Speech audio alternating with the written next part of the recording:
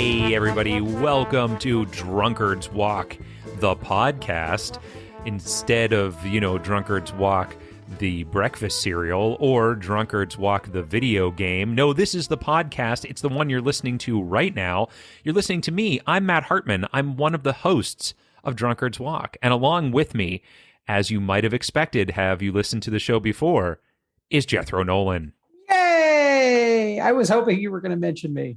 Yes, indeed. How could I not, Jethro? How could I possibly go through an intro without mentioning you? Oh, I was afraid you were going to go through the whole episode. I was prepared to sit here for 45 minutes of silence. No.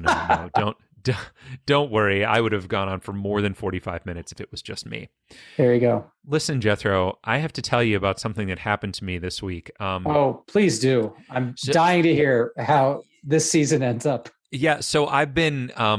my family is traveling, so I've been kind of home alone. I had a friend of mine come over, and we're pretty good with computers. We started doing a little bit of programming, and we created a woman, and she's very attractive. And she's kind of scantily clad. Turned out we couldn't really control her very well, though, and I don't honestly remember what happened. I kind of blacked out after that, so. You don't remember fighting with your brother Chet or your friend's brother Chet? No. Well, I have a vague recollection of Chet. And maybe learning a lesson or two about how to treat people after getting a Lamborghini or a Ferrari or something like that. Yeah, it was definitely a luxury vehicle, sports car of some kind. Yeah, I did sort of learn some lessons. Some important lessons, but not all of the correct lessons that I probably should have learned, at this day and age. Well, that sounds like if the process, I don't know what happened for you to make a woman using your home computer. Yeah. But that really sounds like a short circuit. No, it was just some strange... War games. No. 16 candles. Oh, man. I should have done War Games because we had that whole thing a couple weeks ago where my mom was explaining how her dad programmed the computer to play tic-tac-toe. And while she was telling that story, I thought, that sounds a little bit like how War Games started. Indeed. I should have definitely gone with that. Well... Hey, too what are you late now. Do? It's on the Edison wax coil. So it is. There's no way to fix it. Well, listen, ladies and gentlemen, boys and girls, children of all ages, thank you so much for tuning in. This is the season 6 season finale.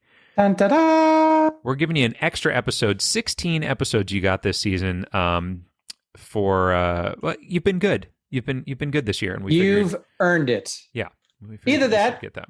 Or you don't care for this podcast and you've been bad and the extra episode is punishment. That's right. I don't know who it is that's forcing you to listen. Somehow putting headphones on you and maybe prying your eyes open for no reason because it's all audio. But we're here and we're happy to be here. And what we're going to do today is the same thing that we've done for almost 6 full seasons now. And that is take a walk through Wikipedia from one topic to another, just using the links that are found on the pages. And we'll be starting this week at Baleen. Baleen. Yeah. Baleen. Here it is. It's back. It's good. How can you not? It's tough to pass up, honestly. Every time I have to force myself not to do it, as a matter of fact. And I just let myself do it because you got to let the love in and find the joy where you can. It's true. That's definitely true. We're only on this planet for a short time, Jethro. It's so true. And why would you deny yourself a Dolly Parton inspired Weird Al Yankovic whale themed Jolene cover if you can squeeze that joy into your life? Yeah, you're right. You're absolutely right. All right. Well, from now on, when it's said, I'll try to join in with you. Okay. If I can. Sorry. As mentioned previously, we're starting at Baleen. We are. Starting at Baleen. Yeah, we're going to start it. Baleen. No, I have to say it. It doesn't work as well when you say it. But I was setting you up. I was the setup man. And you I just feel like I have to say it or else my brain doesn't make the, like when I hear it, it doesn't work the same way. 3 hours later. No, but if I say Baleen, Right. then but you start to sing. That's how a comedy duo works, Matt. Still not seeing how I'm supposed to know what to do unless you tell me what to do, and then I can do it. 9 hours later. But it goes back to Sophocles, right? So Greek theater, and you know what? I feel like we've gone on a bit of a tangent. We should get back to Well, the I'm leaving that podcast. all in. I'm leaving that entire thing in. I feel like it's a committed listener. If you're, it's still at this point, you might as well stay up the whole night because it's already 8 a.m. Yeah, it's true. All right.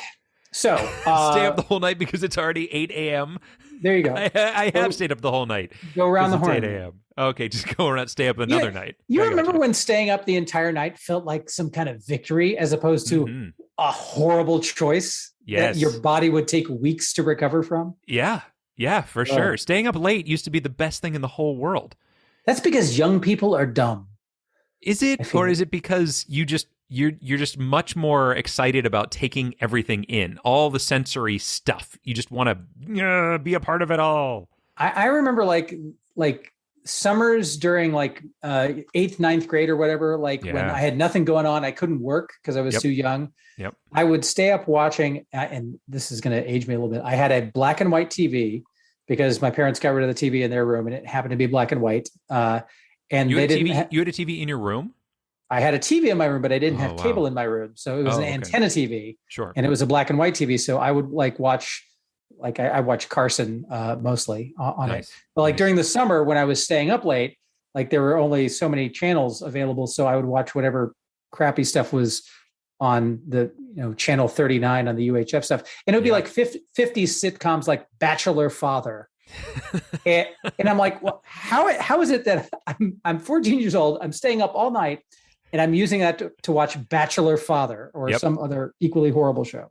So I got you beat a little bit here, and that is because you listen to this story? I didn't have a TV in my room, okay, but what I did have was a Walkman, okay, which is nothing surprising. This Walkman had a tape player in it, of course. It had a radio in it, but it also would pick up television audio that was being broadcast over the air.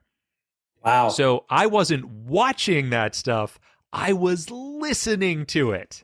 I've got you beat there, friend. So when I lived in Hong Kong in the early 80s, before we had a VCR, I would put an audio tape recorder, like one of those handheld ones, not like a boombox, but like the kind that in an educational cassette would get played in fourth grade science class. Oh, yeah, I have one of those, yeah. I would have one of those, put it in front of the TV and hit record. So I would have like an audio tape of different strokes or whatever that week.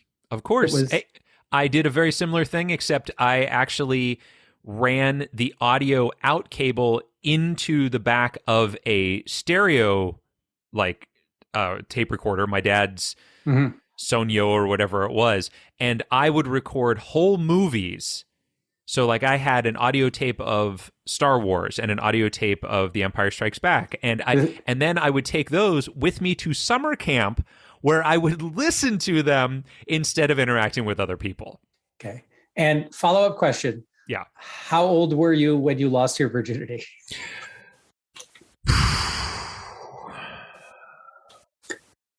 How many months after you got married? I mean, you have a child. So. You say Baleen, and then I start singing. Now you get it. I get it. There we go. All right, let's get moving here, Jethro. Oh, wait a minute. Before we get moving, are you drinking? Oh, hell, I've been drinking this whole time. Oh, fantastic. I'm into my 3rd or 4th bottle at this point. Awesome. What do you got? So I went to the liquor store today because I was like, well, I'm recording the season finale, and my listeners would be upset if I didn't get sloshed. Sure. So I hurriedly ran in to buy a bottle of my old standby Woodford Reserve, the delightful bourbon, but I accidentally, because there are apparently a lot of different varieties of it, I failed to grab the right bottle, meaning the one that I normally go to. So I have Woodford Reserve malt bourbon that I'm enjoying. Oh, I've never heard of that. It's got like a bluish type label. It's lovely. It's fine. Oh, I prefer the other bourbon better, but this is I'm on my second one, and I'm not Okay. throwing it away. So Well, in your second one, they're all good. there we if you go. ask me, but Indeed, especially when you drink out of the 64-ounce glass, like I am prone to. yeah. What about you? You having a bevy there? I am. I am. In fact, because it is our season finale, I broke out the good stuff, and this is a Macallan 12-year-old. Wow. I say the good stuff. I mean, the really good stuff is like Macallan, like 20-year-old and things like that. But this is a Macallan 12, and it is a Scotch, which is a little different than what I would normally drink. But I'm enjoying it quite a bit. As a matter of fact, I haven't had it for a long time, and it does the trick. So you keep a 12-year-old locked up for special occasions, and you let yourself indulge. Yeah, good deal. I have a 10-year-old downstairs too. Wow. Oh, I have a 14-year-old as well. The 10-year-old's a bourbon though. Matt, 14-year-old's a Scotch. Matt, this is you're incriminating yourself. Mm-hmm. By the way, we just want to give a quick shout out to all the QAnon people who are listening. Yeah. I don't know why, but our podcast has really taken off with that particular demographic. Really popular with that demographic now. It really is. All right, so we've got our drinks. We know where we're starting. We don't know our destination, though. We haven't talked about that. And if, in case you didn't listen to the season, or in case you haven't listened before, what we normally do at the end of the season is we go back to where we started at the beginning of the season. So if you weren't listening on episode 1, which came out way, way back in February 15th, can you believe that? That was when that dropped. We started with Big O notation. So that's where we'll be headed, to Big O notation, from Baleen, off to Big O notation tonight. And Jethro, how many links do you think it'll take to get there? Well, aren't we supposed to guess silently to ourselves? I appreciate you trying to trick me. You think that the bourbon that I've had is going to make me miss a beat, but I don't miss a beat, mister. You and your damn beating. I got more beats than ever before. You got the beats, all right. All right, well, I guess we both have to write down a prediction then. So I'm going to come up with a number, and you're probably going to come up with a glyph of some kind, or a symbol. I was considering a glyph, but I might do it old school and come up with a number. What do you say? Ooh. Well, in case you want to know if this helps you at all, our season average is 5.85 or 5.86 technically, if I'm rounding correctly, because our calculation goes to 9 decimal places, I think. 1, 2, 3, 4, 5, 6, 7, 8. Yeah, 9 decimal places. But we don't announce those on the podcast. If you want to know all 9 decimals, you have to be a premium Patreon subscriber. Patreon. Yeah, exactly. And you'll get all 9 decimals. That's right. If you go to our highest level of our Patreon, I should also point out that we now have a new way for you to get places for us. If you go to our link tree, and if you're not familiar with Linktree, it's just It's Linktree/Drunkard's Walk, but Linktree is divided up in that way that they do with things. So it's linktr.ee/Drunkard's Walk. And if you were to go there, you would find links to all of our different things, our topic submission form, which, by the way, hasn't had a topic submitted since March. Our TeePublic page, our Facebook page, our Twitter, our Instagram, our homepage. You can also find contact information for Jesse Ali and Nick Jaramillo, who of course do our artwork and our music, but in the reverse order, and our Patreon page. When we say do our artwork and our music, I mean they did it. They did it. It's not like Nick is emailing us weekly with like, "Hey, I tweaked the toes on the footprint." Like, That's true. The what footprint? Isn't there on the? Sorry, I've always so. We're holding those are right now. Oh my God, those are footprints. Those are footprints around our logo. Those are like my God, feet. It's even better than I thought it was. That's right, because I appreciate the little details that he puts in. I thought that it was like laurels.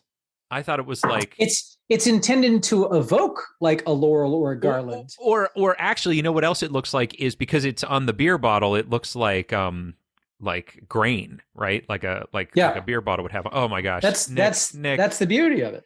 Nick, I know you're not listening, but good Lord. That's freaking amazing, dude. Nick Jaramillo, if you are listening to this, text Jethro Nolan right now. What? I am listening to the podcast, and I will Venmo you $38.12 as a reward for listening to our podcast. Well, he can do. He can listen to this at any time. So you're just gonna anytime he does it, you will do that. Oh God, I guess it's legally binding. So I'm gonna end up paying him a lot of money. Folks, if you happen to do head over to our Patreon, there are several different levels at which you can contribute. A short stroll for $3 a month, a constitutional for $10 a month, a regular mosey for $20 a month, or a real wander for $50 a month, and that's up there. But if you go at the $10 level, you're gonna get all the cool stuff and an exclusive sticker. And if you go at the $20 or $10 or higher, if you go at the $20 or higher level, you're going to get that sticker and an exclusive T-shirt, an original design. So check those things out if you want. I hate ads in podcasts, so I'll stop doing this now. But I'm just telling you, it's out there. It's out there. Well, I hate ads in podcasts too. And you know who hates ads even more than me? The fine people at NJM Insurance. That's right. NJM Insurance. They don't use mascots or jingles because they hate ads. Just like the fine people at Drunkard's Walk. Buy your insurance from NJM and you won't support any ads of any kind. That was really, where'd you come up with the name of that? That's actually a real yeah, but why did you choose that? I'm curious. I want to know. I want to get inside your head, Jethro. I want to learn how this all works. Well, NJM is I don't know what it actually stands for, but they refer to it in one of their ads that I've seen as no jingles or mascots. Oh, I see. Express their aversion to advertising, to sort of make fun of the Geicos of the world. Mm-hmm. And that's the first business that came to mind that claims to hate advertising while doing advertising. That's fantastic. Well done on that. And I hope everybody is headed straight over to that website. I think their website is linktree/drunkardswalk. So that is their website. Just head over there. All right. Well, I've done it. I've written down a number. Have you written down a number? I've written down something that could become a number at some point. Right. So you can add to it later once you know how many steps it's taken us to get there. Well, let's do it, man. Let's get rolling. We're starting here on this Baleen page. And for those that don't recall, we talked about it last week. This is the hairs inside the whale's mouth, the baleen whale specifically. Have we talked about where we're going at all? Yeah, we said big O notation. We talk about what that means? No, because I don't remember at all what it means. Do you remember anything about it? So Brett Baver, if memory serves, is the one who recommended it. Absolutely, yes. And he is and this is not intended as a slight, he's a big computer nerd. He's a programmer. He knows what to do with the ones and zeros. Oh, yeah. He loves ones. He loves zeros. I think he slightly prefers ones to zeros, but hey, everybody's going to have a favorite. He likes them. But anyway, it's a mathematical type thingy, and I don't really have any information other than that. So all I remember is that there was somewhere, and I don't remember if he posted it on social media or somewhere, he listened to that episode and he said, I was yelling at my device, whatever, when you passed up algorithm. So I'm thinking it has something to do with algorithms. As far as how they're connected or how quickly we would get to it through algorithm, I don't know, but that's what he seemed to indicate. So it is shocking that we would have ever passed up algorithm because I would have always used that as an opportunity to foist in my knowledge of the etymology of the word algorithm coming from the Persian polymath Al-Khwarizmi, who introduced the West to Arabic numerals, which are actually Indian numerals. Yeah, you did discuss it, actually, because I remember learning that from you on that. I think it was on that episode. So you're welcome. So anyway, it's math related. So we're going to be looking for math type things. Mathy things. And I see something right away that I think might get us into math. What do you got? Right up here at the top. Venetian blinds. What? Yeah. Yeah. Venetian blinds is linked How on does here. that get us into math? Well, it's very regular, very patterny. So there's a little bit of math that's required in order to build those things, to look at them, to understand them. I think there's a lot of math in there. I mean, there's math everywhere. As Galileo said, math is the language in which God wrote the universe. I thought he said it was the language of love. No, Hmm. you're thinking of something else.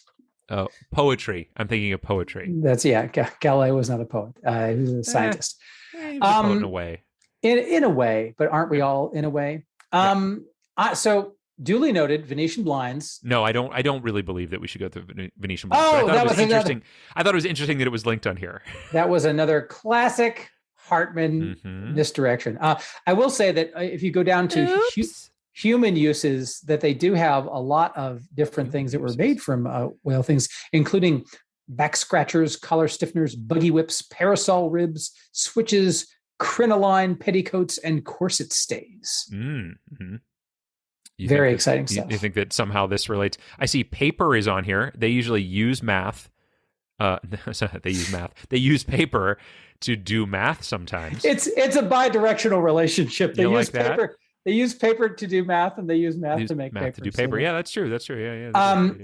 I see something slightly more direct. So I do see the transition from teeth to baleen is proposed to have occurred stepwise. Mm-hmm. So stepwise is a information processing strategy. So that gets us sort of into an algorithmic computer sciencey space, if not explicitly computers, then at least computational and sort of mathy. So I think stepwise is absolutely a possibility for us. Stepwise, I didn't even see that, but okay. It's under evolution, which is right at the top of the article, the second paragraph. Yeah. I see evolution. I just didn't see the link for stepwise. But there it is. I see it. Top down and bottom up are both strategies of information processing and knowledge ordering. Interesting. Okay. There's definitely a lot of there's a lot of scientific stuff on here, right? So there's discussions of and you know what science's best friend is? Math. I don't know. Oh, I thought you were going to say religion. No, they had a bit of a falling out. In fact, speaking of Galileo, that's around the time when is that right? They didn't really. Okay, yeah, that's interesting. Yeah. Well, a lot of science. It was a lot of religious people who were kind of discovering. I mean, Darwin was a pretty religious dude. He was trying to better understand the Lord and how the Lord did stuff in the world. So, indeed, there are a lot of in history early scientists who were religious people, and that is sadly not causal, because they were not using the methods of religion to make those discoveries, but religion rather had a stranglehold monopoly on education. Yes. And so the only people who were permitted education were those who at least purported to be religious. That's right. And so that explains that. It's not causal. It was as a result of the power dynamics of the early Catholic Church holding a stranglehold monopoly on education. Anyway. Absolutely. I like stepwise. You like that better than... I think that has... Then have you only made joke suggestions, or have you made an actual... I was going to say there are other scientific terms in here. There's some stuff about morphology. There's stuff about salinity, the ocean. There's I see a buttress, which is an architectural structure that's kind of built based on mathematical principles and things along those lines. Fossils is on here if we're looking for patterns and things along those lines. But I do see elasticity. That sounds I saw interesting as well. There. Yeah, physics and material science, elasticity, the ability of a body to resist a distorting influence. That definitely sounds like, again, the closer you get to physics in the sciences, the more mathy it gets. So that's a possibility. Parsimony? Parsimony. Oh, I was going to say parsimony. No. Parsimony is when you're like, "Ooh, what's this taste? What's this flavor?" It's very parsimony. Parsimony. That doesn't seem like that's going to actually help anything. I don't know. I don't. No, I mean, you think maybe? it's certainly possible. Like again, parsimony is the idea that well, to put it in layman's terms, in an please do. an optimality criterion under which the phylogenetic tree that minimizes the total number of character state changes is to be preferred. Gosh, it feels like you know that so well. It feels like you're reading it. You know what I mean? Well, I take the compliment, Matt. I really do. Sure. Thank you very much. I'm glad you do. I could go on about phylogenetics all day. You know, Gondwana is on here. You know what Gondwana is? Oh yeah, was that one of the break-off continents after Pangea? Yeah, well, it was one of the large supercontinents. I think. Yeah, what's it say here? During the late. Yeah, it's a large supercontinent. I mean, I'm not sure. I guess it was after Pangea. I'm not 100% certain on the timelines as far as those are concerned. Well, I am having a tough time figuring out a better thing than Stepwise, so I'm happy to take a look. And I think a lot of these things might have math related things to them, but whether they're going to be on their pages, that's very. Who's to say? Who's to say? Yeah, and Stepwise, maybe not, but let's give it a go. Let's do it. Let's stepwise through it. It feels like a proper thing for us to be doing on a Drunkard's Walk. So Stepwise takes us actually to a page which is entitled Top Down and Bottom Up Design. Are both strategies of information processing and knowledge ordering used in a variety of fields, including software, humanistic and scientific theories, and management and organization. In practice, they can be seen as a style of thinking, teaching, or leadership. I think it's interesting that at the top of this page, it says this article has multiple issues. Ah, nice. The matter's factual accuracy is disputed. March of 2017. I feel like the fact that the page is called Top Down and Bottom Up Design, that there's a graphical design error in this, in which what they should have done is started the page at the bottom, and force you to scroll up to see all of it. Well, here's some good news. It says that this page needs the attention from an expert in computer science, and there's a whole computer science section. Look at that. And if I'm not mistaken, Big O notation is very closely related to computer science. Oh, absolutely. So this is it could even be on this page. It could be on this page. It could be. It could be on this page. Is it? Have you found it already? I have not found it on this page, but wouldn't that be an amazing thing if it were on this page? That would be ridiculous, actually. Super ridiculous. And it would be a tragic ending. I mean, granted, this has been a 12-hour episode thus far, so I don't feel like the reader's going to feel shortchanged. The reader, yeah. How many of those you had again? Do you guys not read the print edition of Drunkard's Walk? Nobody is Are you reading guys? that. Oh no, man, you're typing that up every week. You are typing it up every out. week, and I keep so telling many you. Footnotes. No, I keep footnotes. telling you, don't do a novelization of a podcast. How many times did I tell you, don't do a novelization of a podcast? Nobody reads the novelization of the movies. Don't do a novelization of a podcast. And you were like, no, I'm doing it. And you do every episode, and I understand. You add in little scenes, and you give us certain character traits that aren't in the movie. And and I have that sexy assistant Rebecca Duvreau, right, who answers the Drunkard's Walk phone calls. Yes. In our for some reason 1950s noirish detective office. It's weird. It's weird that you put us in that office because clearly we're not even in the same place. But Mr. Nolan, Mr. Hartman, I need Friday off again. Again, you're just making that up. So that's the whole point of a novelization is that you enhance the narrative with additional detail that wasn't available. I understand. In the original. I understand what it is, and all the cut scenes you put listen. back in. I'm just telling you, folks. Now, this is not to be fair. This is not something that is available via Patreon. This is only available if you send a self-addressed stamped envelope to Drunkard's Battle Creek, Walk, Michigan. Send it P.O. to Battle Box Creek, Michigan, please. 30924, Pueblo, Colorado, or Battle Creek, Michigan. We have offices in both. We do. Yeah. Absolutely. There's some very cool stuff out there. All right. So what are we going to do? I read a lot of novelizations of movies, by the way, when I was younger, because I was told I had to read and I just only wanted to watch movies. So there you go. what do we think here? Because I definitely think we have to go off of one of these links under computer science. Do you now? What do you think there's some? I didn't even bother looking at the rest of the page because it's got to be like parse tree. Come on. Mm-hmm. Man, who doesn't like a good parse tree? I love a good parse tree. I like a little parse tree if I'm out of rosemary and oregano. I enjoy a little parse tree. What is this? Although sometimes I'll be eating and I'll be like, is this parsimony? Is this a little too parsimony? It really is. Sometimes it can be. I see compiler on here, computer languages, parsing, software engineering, object-oriented programming. Like, ooh, are any of these things related to algorithms? I don't even. Software development process is in here. That's probably not going to be as good. Reusability of code. Man, I feel. And then Lego. Lego is linked in here. Ooh, I like Legos.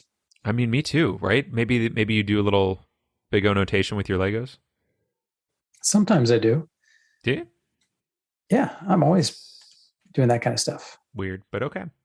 Huge. You're not a fan of doing big O notation with my Legos? No, I don't know enough about big O notation. Even though we've been to the page and we've read it, I still didn't understand it, and I clearly forgot everything that I learned. None of it stuck at all. None of it. None of it. Yeah. Just so I agree. I agree that something software-y is probably the right way to go. I'm gonna guess. I like object-oriented programming. I don't know why. I don't know what it is. I just feel like object-oriented programming is going to be a big page that has a lot of options on it. Because I'm a non-technical person who works in software, and I hear people talk about object-oriented programming all the time. Really? Yes. All right. So software engineering might be an interesting way to go. Yeah, there's some programming languages on here as well. Pascal is on here. Medulla, Medulla, Oberon, Medulla I guess oblongata. It's Medulla, like Medulla oblongata, right? Yeah, okay. Yeah. So I don't know if any of those are particularly computer languages. Boy, this is a tough one. Parsing. I mean, I don't know that big O notation has anything to do with parsing. So the process of analyzing a string of symbols. No, that's not connected specifically to could be to computer science. I mean, it can, but it's not connected here. So I mean, I don't know what object-oriented programming it is, but if you think it's going to be a big page, I'm happy to go there. Well, there's also the possibility, if you go down to the bottom where all of the interesting category stuff is, there is a category for information science. Yeah, I'm not going to go to a category as our second link on our final episode of the season. Wow. Are you kidding me? You know what? What a waste of time. You've got a beef against categories. I do. I don't hide it. It is unjustified, your categorical beef. No, it is totally justified. Categorical beef. It was a band I was in college. It was favorite bands from the absolutely 90s, yeah. I kind of wish computer science itself was linked on here. It is not. Information processing is, though. Is there any chance that information processing is a better way to go? Certainly possible. The challenge that I see from that perspective. Yeah. Excuse me while I cough to death. What are you doing? This is season finale. Will Jethro survive? Oh no! Oh, what a cliffhanger! Only if we get so many Patreon subscribers will Jethro be back for season 7.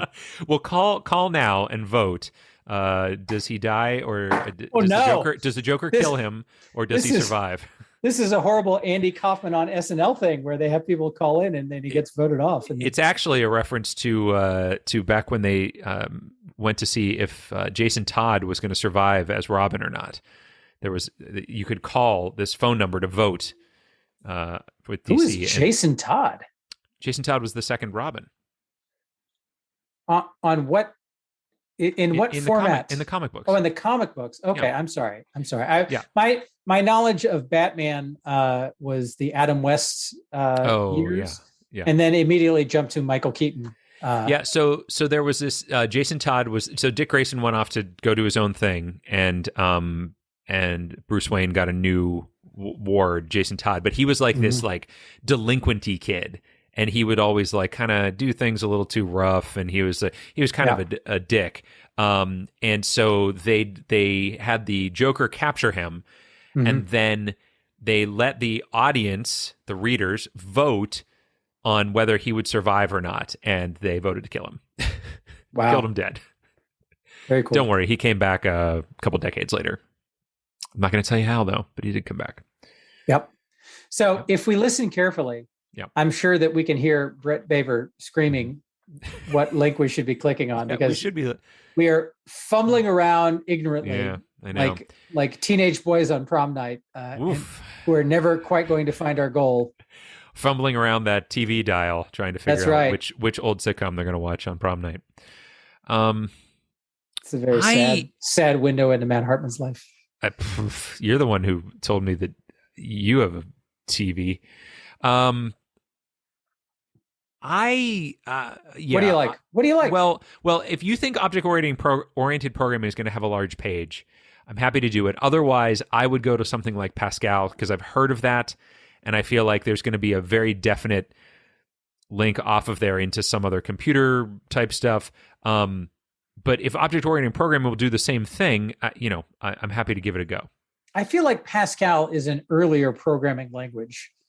And object-oriented programming is I believe, a later development, and is likely to open up to and again, apologies to knowledgeable people who are listening to this and who know exactly how wrong we are about our pontificating. But I feel like object-oriented programming is going to have a broader expanse than Pascal, which is a language I learned when I was first learning to program computers, like in the mid-80s. Right. I guess that's why I think that it may have a closer connection to like math and algorithms and things along those lines, is because the earlier programming languages, like as programming has gone on, it's become more sophisticated. There are shortcuts to do things that they didn't used to exist, and it's easier to use essentially, right? So that's my concern, is that maybe we need to be in that kind of rooted space in that area of earlier programming. But I don't know, because I don't remember what big O notation is. So I don't know if it's something that's newer and more related to newer programming, or like a fundamental concept in mathematics that computer programming is based on. So I feel like Pascal is too rudimentary. Okay. Of a technology, whereas big O notation is. So I guess I would compare it to like fire versus the internal combustion engine. And like you think big O notation is that far along? I think it's more advanced in terms of what it's doing. So I think a more advanced technology like object-oriented programming is likelier to get us there quicker. All right, let's do it, man. Object-oriented programming. And I clicked on it, and you were right. It is a giant page. So we should tell the listener, because I'm sure a lot of people, if you're not, thumbing through the novelization of this, it's under computer science, software development, the third paragraph down towards the end of that, object-oriented programming. Yeah. And boy, is it a biggie. That was not the patented Hartman sarcasm. No. That was actual, genuine, earnest response. It is. It is a nice long page. It is reminding us at the top that object-oriented programming, or OOP, you down with OOP? I'm is down. A programming paradigm based on the concept of, quote, objects, which can contain data and code. Data in the form of fields, often known as attributes or properties, and code in the form of procedures, often known as methods. And just in that sentence, there are 1, 2, 3, 4, 5, 6, 7 links. So I love this so far. Okay. Interesting. Very interesting. Yeah. So I do see, and sadly, and again, my apologies once again to Brett Baver, who is listening to this, and or perhaps not. give the man his due. Okay. First of all, anybody who's made it this far into the podcast, God bless you. You're Yes. doing the Lord's work, keeping us off You the streets. really are, yeah. So on the right-hand bar, there is a section called Programming Paradigms. And as you scroll down that, Yeah. there is a section, there is a reference, I believe here. Where did it go? Damn it. I thought I saw it. There is a reference to recursion. Oh, recursion. Yeah. And if recursive, I see recursive. Memory serves, and this is not me remembering what big O notation is. Right. This is me remembering a bit that we did 5 seasons ago, where we talked about. So, do you know what the definition of recursion is, Matt? Do you know what the definition of recursion is, Jethro? So, recursion is. Well, I mean, I guess I should ask, do you know what the definition of recursion is? Right, I see. But here's the problem, Jethro. You're remembering that from a different episode. What episode am I remembering that from? We did an episode where the destination was recursion. Mercy Odner gave us recursion as our destination. Another computer program. We need less nerdy friends because they make us look dumb. I mean, they do make us look dumb, but we need more nerdy friends because they're great. They do. So they do keep the world running. That is also true. They do. But there's a lot of links on this page. Now, I'm not saying that recursion doesn't have anything to do with Big O notation. It might very well, but that's what you're remembering that bit from. But wouldn't it be just God's own joke on the world if recursion got us to Big O notation? Oh, yes. Yes. What I don't recall happening is going either to or from recursion and stumbling upon Big O notation again. I don't recall that happening. Now, how the hell did we get there the first time? How did we get to Big O notation? Yeah. I don't remember. I was very tempted this week to listen to that episode and see, but I told myself, no, that would be cheating. And that just wouldn't be fair. So I don't know how we got there last time. Well, I took Brett Baver out for a lovely kayak ride on the Youghiogheny River.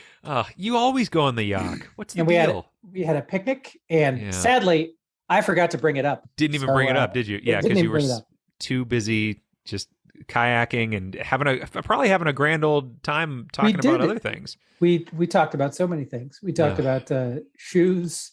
Chips and sealing wax and whether pigs have wings. And do they? No, turns out they don't. Okay. Well, I'm not seeing, I'm still only about 3/4 of the way through the page. I haven't seen an actual link to Big O notation yet, nor have I seen a link to there's algorithms. I do see algorithm. And as I told you, I do remember him getting angry that we didn't take algorithm last time. So I might say that we should just do that. We should just go to algorithm, even though I don't know how we're going to get there from there. That maybe that's the way to go. Where is this link to algorithm that you speak of? The one that I saw, and I'm not saying that there wasn't one that I missed, is low down. It's right above formal semantics under criticism, and it's in the second to last paragraph under criticism. The programmer involved in the creation of UTF-8 and Go has called object-oriented programming the Roman numerals of computing. Wow. And has said that OOP languages frequently shift the focus from data structures and algorithms to types. Wow. And algorithm links to algorithms. So much for this is more advanced. Yes. Well, at least, that's what Rob Pike has to say to you. Well, when Rob Pike says something, you got to listen. Is he listening now? I wonder. That'd be great. Wouldn't that be amazing? Wow. How's the weather, Rob Pike? Where you are? I was thinking, how cool would it have been if we found out that the O in Big O notation stood for object, and it was just on this page.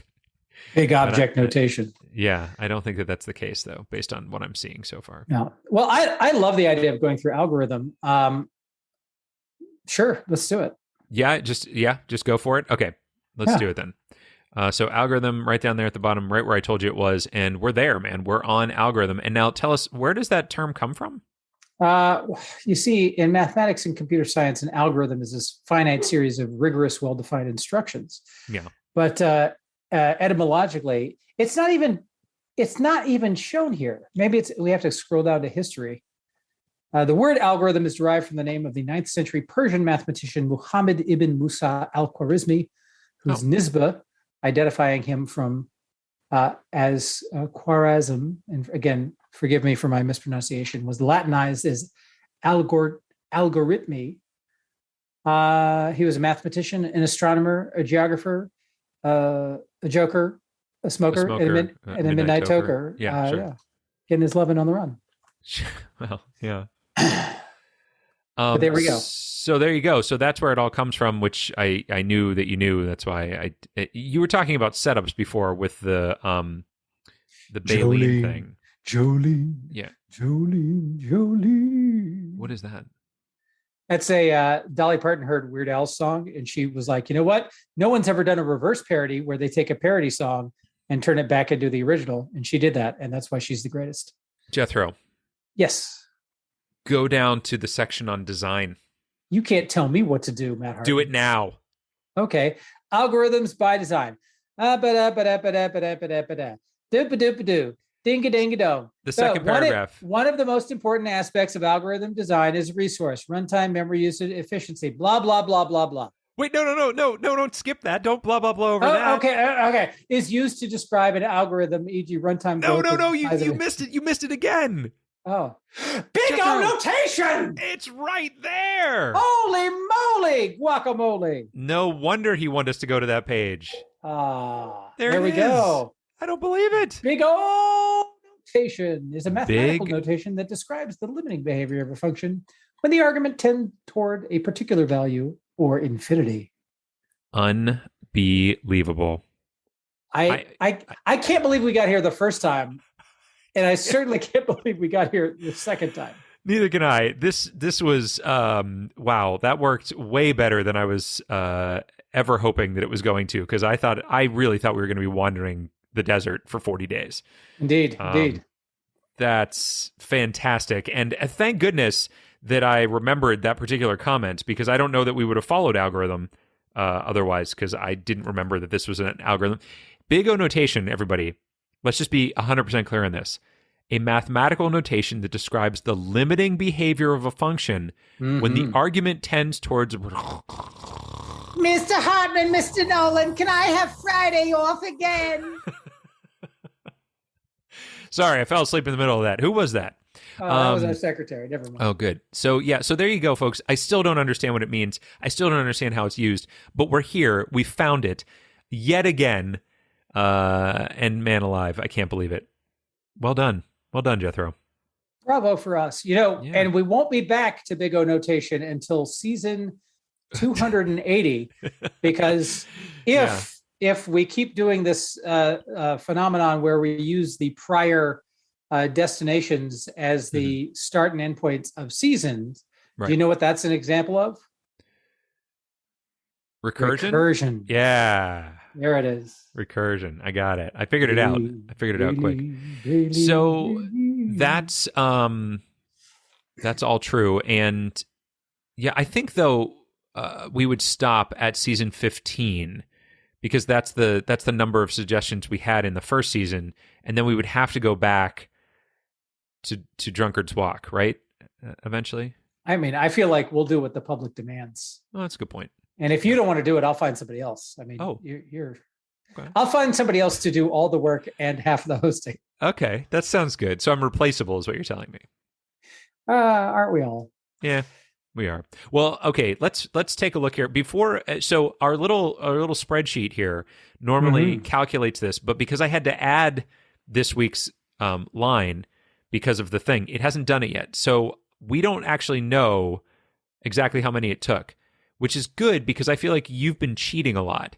So I want you to tell me. I want you to first tell me how many you predicted before we look and see exactly how many links it was. How many I predicted? Well, yeah, I predicted 5. You predicted 5. Well, I predicted 6. And it actually took us Baleen to top down is 1, or object oriented 2. It took us 4. Algorithms 3. Oh, fuck. No. It did. You're right. I just typed it in.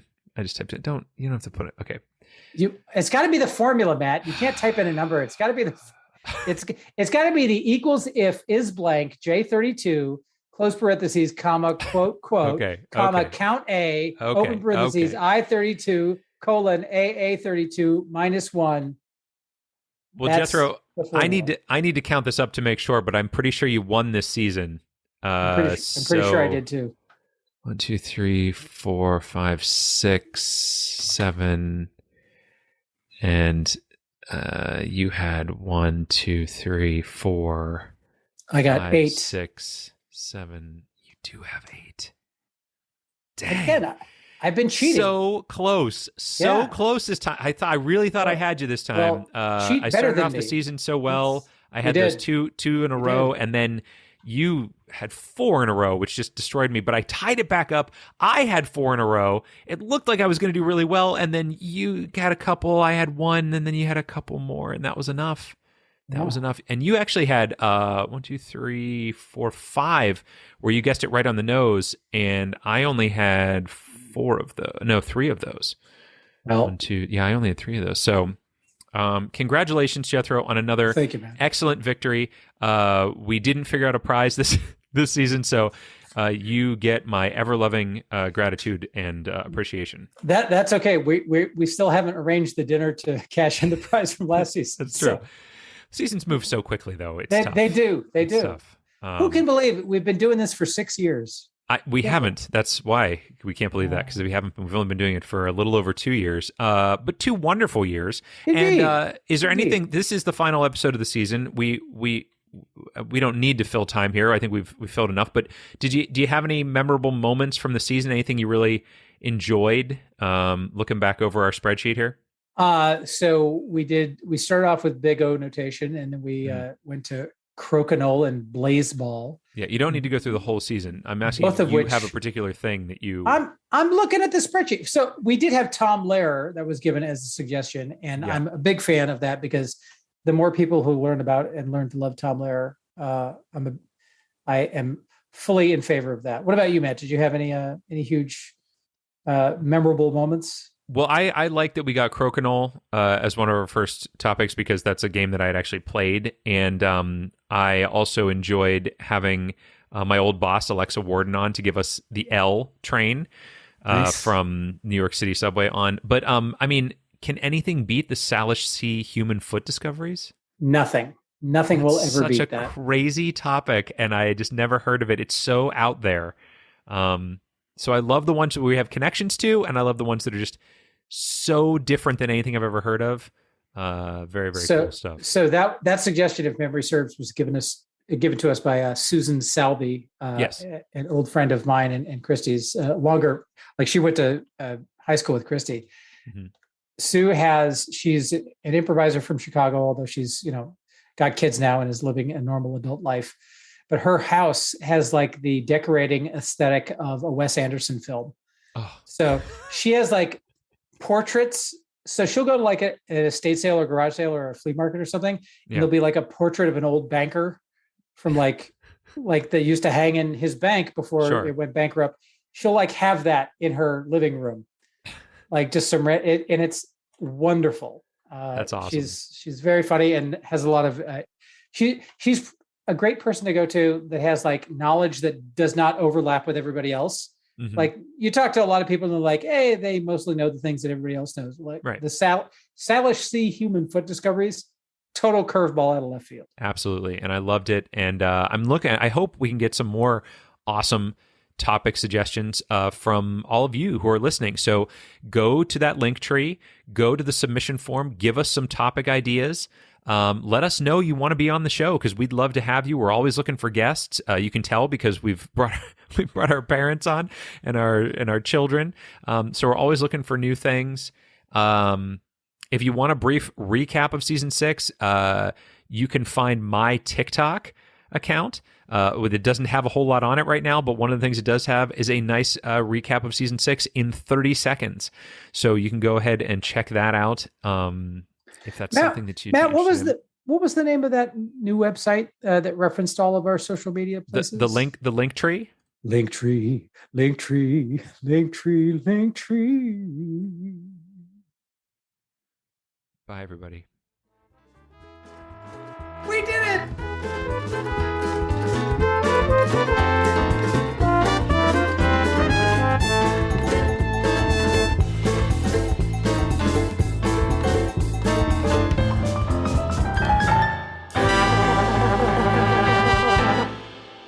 Hey everybody, Matt Hartman here again for Drunkard's Walk. Thanks so much for listening. A big thank you to Jesse L.E. for our theme music and Nick Harmio for our artwork.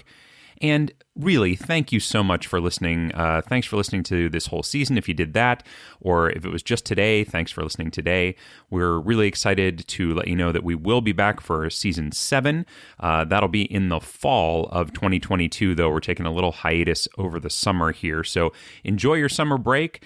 Go check us out on Patreon. Go check out our link tree that we told you about. That's linktree/drunkardswalk. And we are just excited to keep doing this thing. We hope you're excited to keep listening. Take care, everybody. Have a great summer.